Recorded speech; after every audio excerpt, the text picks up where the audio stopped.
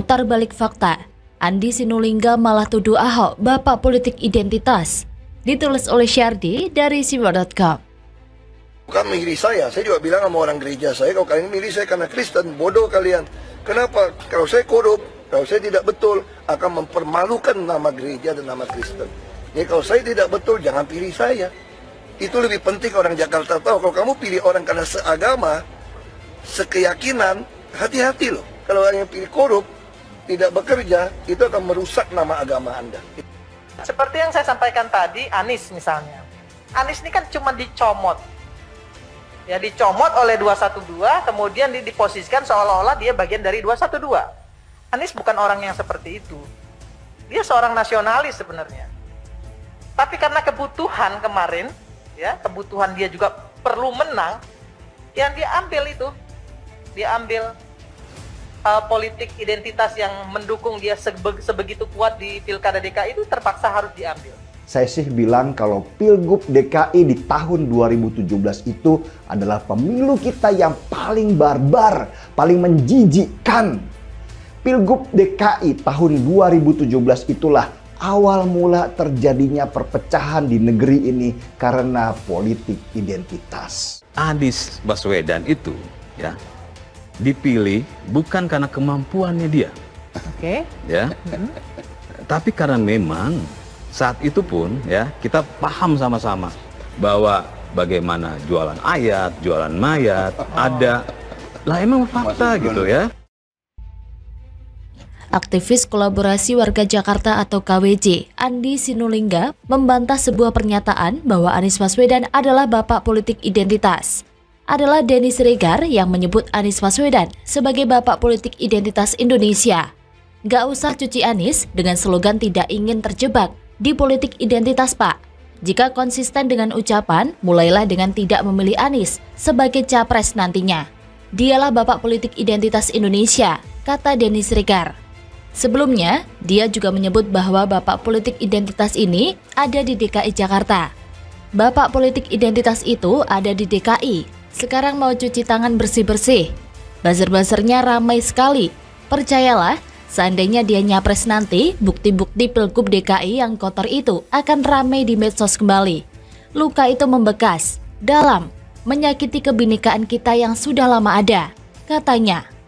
Sedangkan aktivis Kolaborasi Warga Jakarta atau KWJ, Andi Sinulinga, menilai bahwa bapak politik identitas bukanlah Anies, melainkan Ahok. Andi Sinulinga menilai bahwa Ahok lebih cocok disebut bapak politik identitas dibandingkan Anies berdasarkan rekam jejak keduanya. Selain itu, menurutnya, pendukung Ahok atau Ahokers terus-menerus mempolitisasi mayat. Coba aja periksa rekam jejaknya, periksa saja narasi-narasi mereka berdua, kata Andi Sinulinga. Periksa juga bagaimana Anda atau Ahoker yang juga terus-menerus mempolitisasi mayat. Tapi liciknya Anda malah tuduhkan ke orang lain, katanya lagi. Apa salahnya mengungkit kembali spanduk yang menyerukan politisasi mayat? Siapa yang pertama kali menyebarkan spanduk? Itulah yang keterlaluan dan kurang ajar. Siapa yang punya ide? Itulah yang sebenarnya paling licik dan jahat. Memilih pemimpin tapi kok harus main paksa, pakai neraka dan tidak mensolatkan. Ini sudah brutal. Sebenarnya, saya sudah tahu dari dulu bahwa tim relawan atau pendukung Anies sedang berusaha keras untuk cuci bersih kelicikan kemarin. Dan air cucinya mau dilempar kembali ke Ahok. Sungguh parah kalau Anies sampai jadi presiden. Menggunakan mayat saja sungguh licik, apalagi sekarang mau cuci bersih. Kotor sekali cara mainnya, benar-benar gak tahu malu. Jakarta hancur dibelah oleh kelompok ini. Kalau Anies jadi presiden, bayangkan sendiri, Indonesia bakal jadi gimana? Politik SARA adalah politik yang paling kejam dan biadab di dunia. Sekarang malah mau salahkan Ahok. Sudah hampir 5 tahun, tapi masih belum move on dan salahkan Ahok?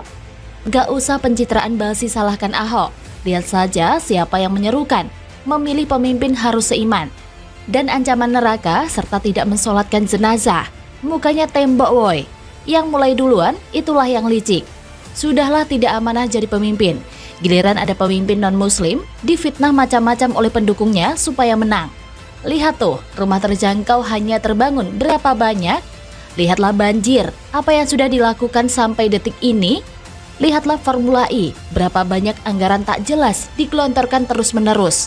Bahkan katanya ada tambahan 90 miliar rupiah untuk komitmen fee. Lihatlah uang rakyat banyak dipakai untuk kelebihan bayar sejumlah proyek. Apakah pemimpin ini bisa disebut amanah? Jangan dipikir dengan menyalahkan Ahok dan pendukungnya, maka noda Anies bisa bersih. Justru ini semakin menjijikan dan bikin banyak orang yang mau muntah. Sudahlah licik, malah salahkan orang lain. Ini double licik. Coba kalau Ahok mau nyapres, saya yakin politik identitas akan mencapai puncaknya. Dan tentu saja pelakunya tidak jauh-jauh dari kelompok sebelumnya yang memainkan isu ini di Pilkada DKI. Kadrun bakal keluar dari sarangnya secara masif. Masih mau ngelak? Tidak bisa dipungkiri bahwa Anies menang karena didukung dari kelompok intoleran. Berawal dari ucapan Ahok, lalu didemo berjilid-jilid. Muncul spanduk provokatif politisasi mayat. Lalu seruan haram memilih pemimpin kafir. Itu faktanya. Dan sekarang kita tidak akan tinggal diam soal ini. Apalagi begitu jijiknya, mereka mau mencuci bersih noda licik tersebut. Ini harus terus diingatkan, agar masyarakat tidak lupa bahwa ada pemimpin yang sepertinya memanfaatkan keuntungan ini demi mencapai ambisi pribadinya. Jangan dipikir dengan mengoleksi banyak penghargaan membuat kita terenyuh. No way, semua itu cuma kamuflase. Bagaimana menurut Anda? Ahok dan mata-mata Pertamina. Dilansir dari laman Pinter Politik. Sekali lagi, siapapun yang korup di Pertamina, hati-hati dan nikmati. Kami akan lacakan. Masuk PPRT. Kan kita nyelamatin, saya ditaruh sini kan untuk menyelamatkan uang Pertamina. Saya digaji untuk menyelamatkan uang Pertamina. Salah satu panglima perang yang dia siapkan adalah Basuki Cahayapurnama atau Ahok. Jokowi sudah kenal Ahok sejak lama dan tahu kinerjanya.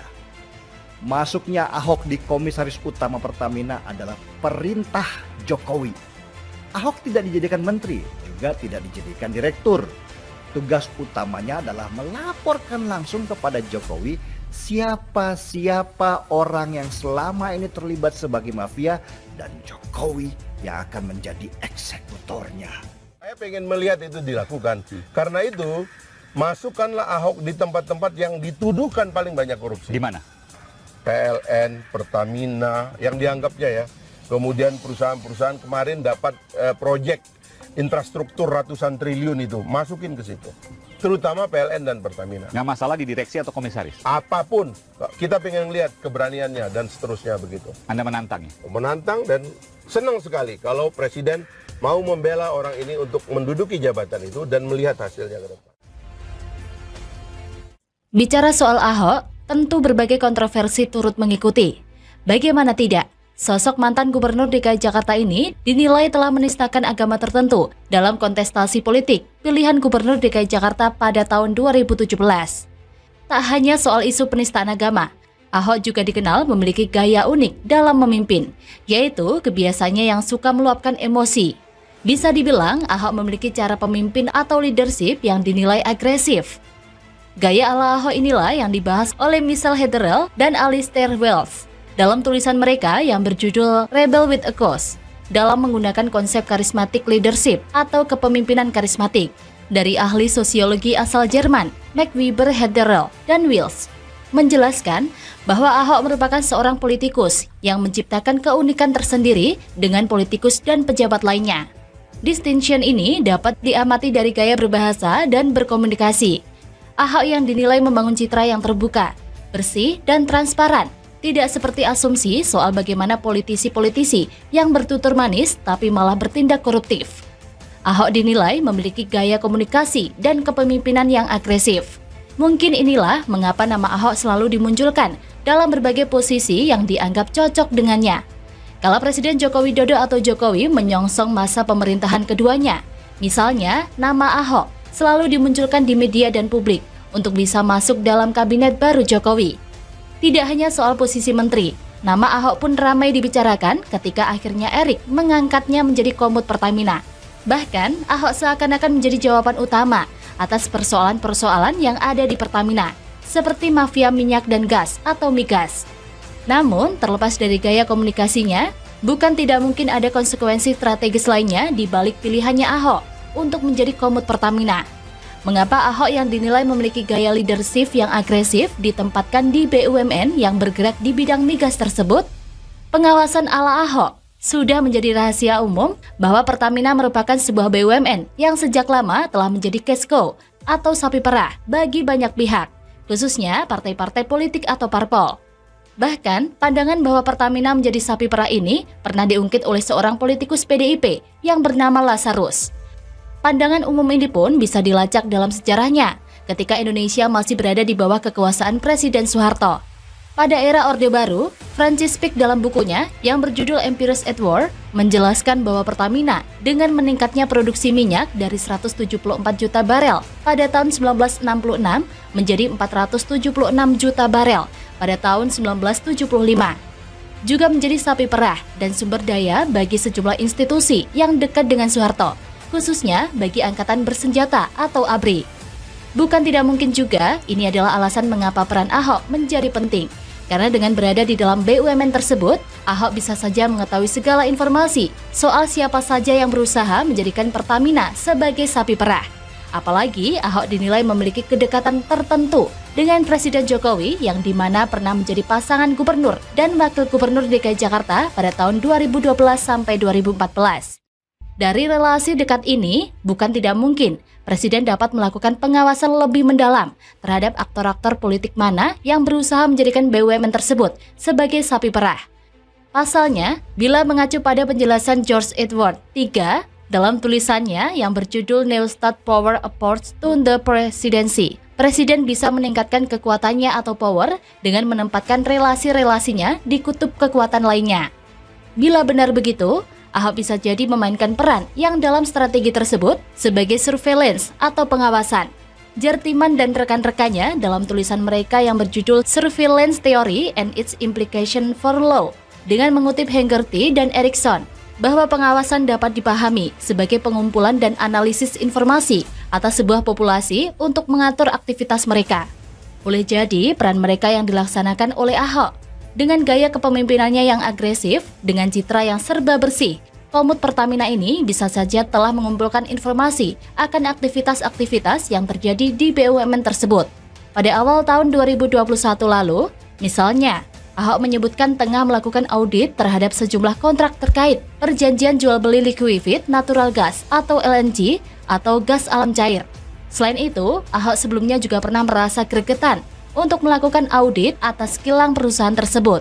Bila benar Ahok kini menjalankan peran surveillance seperti penjabaran di atas, bukan tidak mungkin kini Ahok menjalankan upaya pemanggilan informasi bak apa yang touring lakukan. Lagi pula, informasi adalah kunci atas kekuatan di era kontemporer saat ini. Bukan begitu sobat?